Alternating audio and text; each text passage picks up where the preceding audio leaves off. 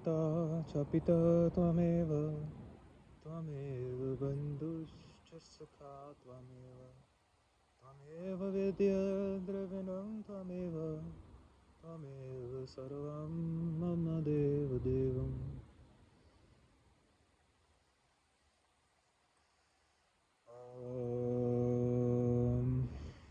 Gurudev, God, please, Christ, come through me, speak through me, allow me to channel through your message for whoever needs or wants it. Thank you.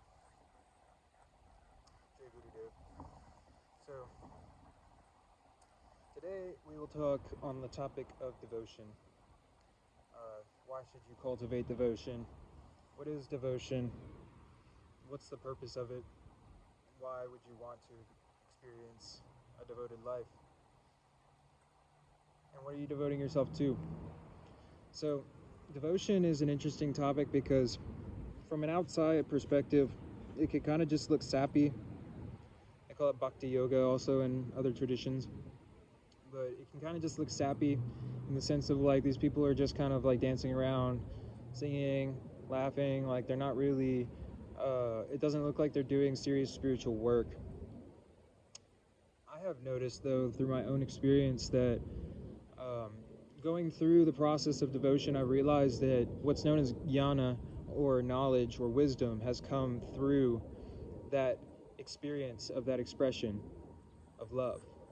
So it's almost like if you want to talk in the ways of the chakras, that you start in the root and you develop security in your sense of self-identity and the sense of your desire to seek for higher wisdom, things like this.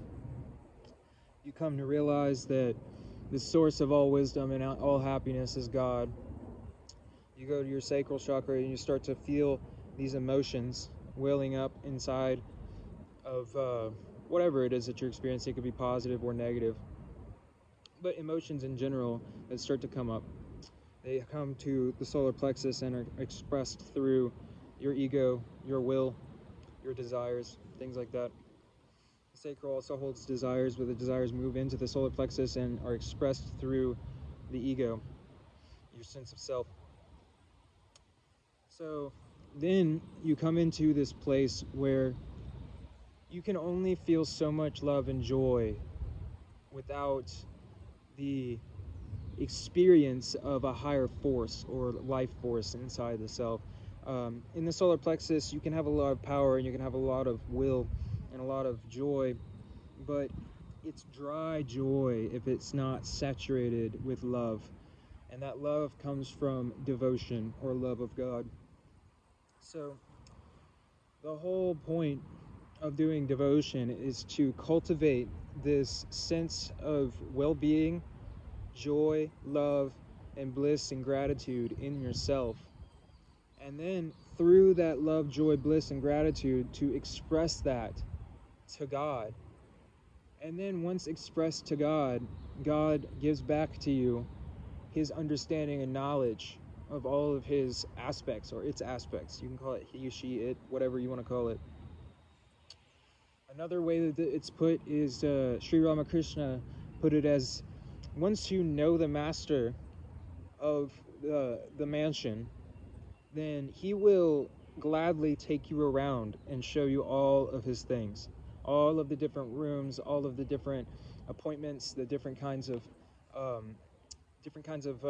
things that the person owns, all these things. And these are all meant to be a signifier for once you have a personal relationship with God, God will gladly give you the knowledge of everything that is inside of God, everything that you're capable of expressing or experiencing.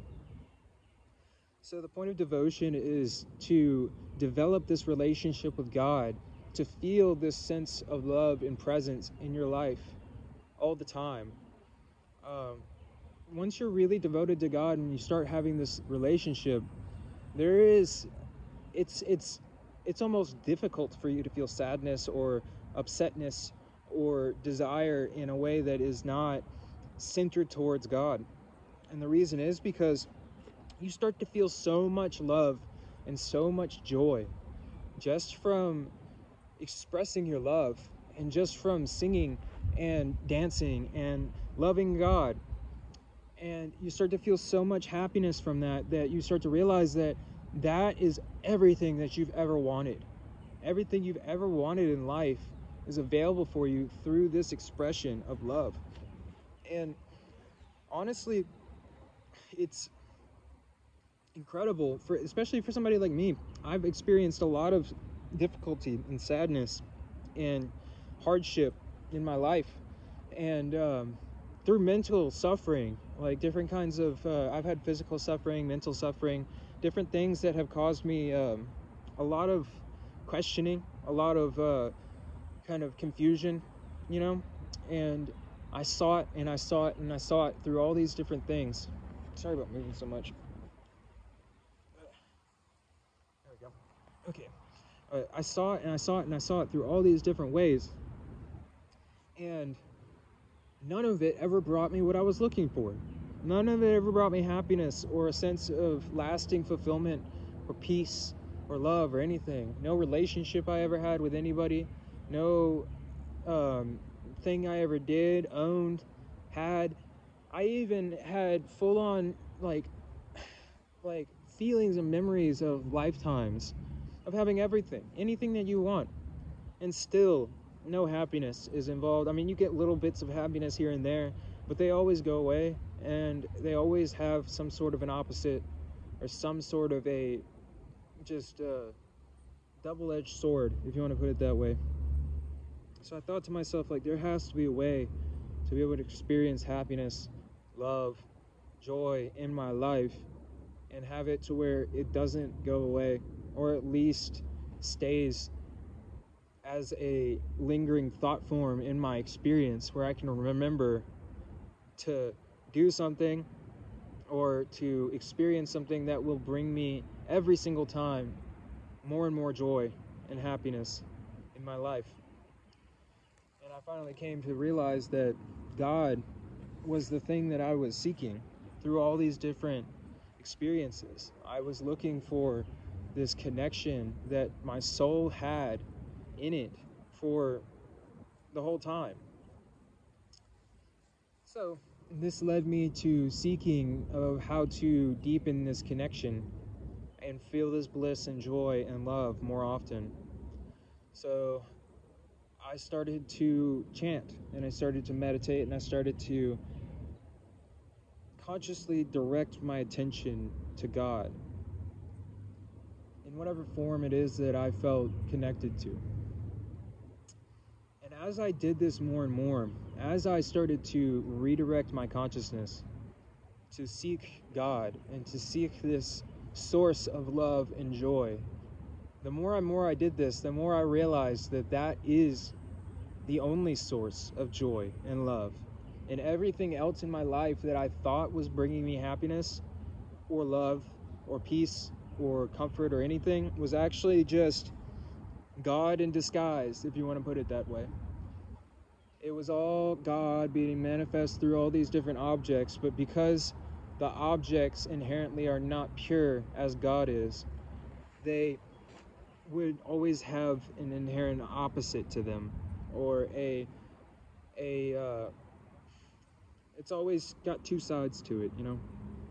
There's always some sort of opposite, some sort of a payoff that you need to be able to have these experiences.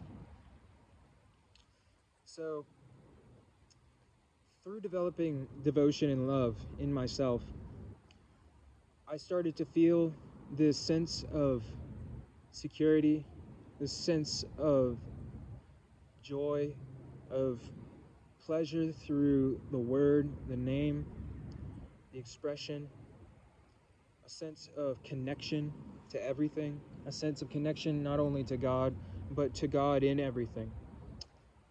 And more I started to feel fulfilled, and like a sense of deep satisfaction and presence. I stopped being anxious. I stopped needing to just do things all the time in order to feel like my mind is not overwhelmed. I started feeling this sense of just deep peace and love and comfort and joy. Sorry, I keep moving. I just feel feel the front of the foot a little bit. So, I started to feel all these different kinds of expressions of love, joy, peace, companionship with the Lord or God. And eventually, it kind of got to the point where the only thing I cared to think about was God, because it was the only thing that was ever bringing me true happiness, love. Nobody in my life was able to do this for me. No person, nothing. Only God has been able to do this. I mean, I've experienced this feeling through other people who have found this in themselves. But that's also God inside of them too that's doing that. So all of it leads back to God. Developing devotion in your heart is something you do to reconnect yourself to your own divine source, to your own self, your own soul. Our souls are crying for God. They're crying to be reunited with this bliss, this sense of peace, love, joy, security, comfort, all these things. And everything that we're doing is just us crying out to God to feel that connection again, because we feel like we're separated from that. We think that we're seeking these different things, but in reality, we're all just whining by doing these things, experiencing this deep longing for this sense of fulfillment. And the fulfillment comes from the union of the soul with God, because when it was given out as an expression or experience, that energy was always connected to that source. And the source is always beckoning for that soul or that energy to come back to itself. Like when you push a wave out of the ocean, it always pulls it back in eventually. At some points it's going outward, but eventually, once the wave has finished crashing and has made its way as far as it's going to go on the shore, it starts to withdraw and go back into the ocean. Our desires that we're seeking in the world are just like that wave, where eventually it trickles away, and then we come to realize that what we've been desiring is this union with our source. When we feel that, then devotion naturally will arise inside of us. Devotion will naturally come about in a person's consciousness as a result of their desire to feel fulfilled and loved by something beyond a human companionship. Because no matter who it is, unless they're enlightened, they literally cannot love you like God can love you. They can't force themselves to unconditionally love you. And there's always going to be some sort of a friction in that relationship. No matter how wonderful that person is or how much you love them, there's always some part that you are dissatisfied with. There's some longing for a sense of that satisfaction and that union in consciousness. So we do devotion in order to be able to reconnect ourselves with that feeling of that satisfaction and love and joy inside of ourselves, which is innate inside of ourselves. It's literally a part and parcel of our own consciousness, because we come from that love and that joy. We're expressions of that love and that joy. Just as the sun would be an expression of joy and love, as its rays come out, those rays still have the nature of that sunlight. That's a difficult analogy, because the rays eventually trickle away, and then if you want to put it in that sense, it would be as if the attention goes from being a ray of light that's moving to becoming the source of that ray of light by turning its direction back. Imagine that you have a light source, and there's, if you think of like fiber optic wire, how you can put a light into it and then it travels through a whole wire and then comes out the other side.